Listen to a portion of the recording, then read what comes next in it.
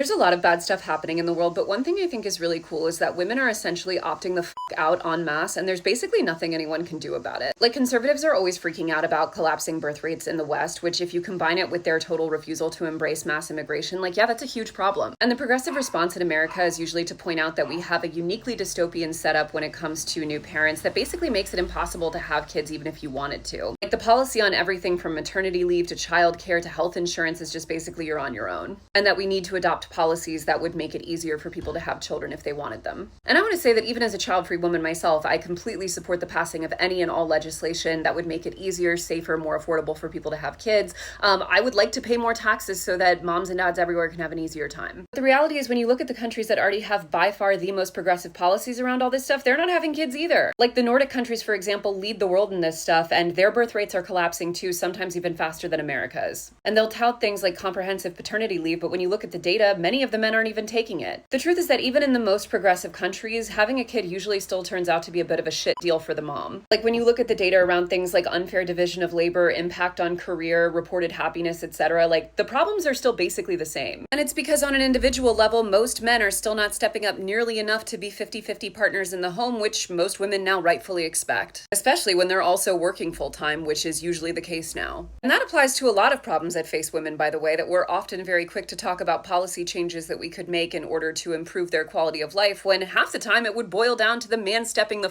up and helping them. But anyway, women are opting the out all over the world regardless of policy, and I think people are starting to realize that there's really only two solutions to get people to have more kids sustainably. One is to keep women uneducated and financially dependent, which many people are trying their damnedest to do. Or men could actually step up to the plate and make it easier for the woman to do all of the things that society wants her to do, which doesn't look like it's happening on the macro level anytime soon.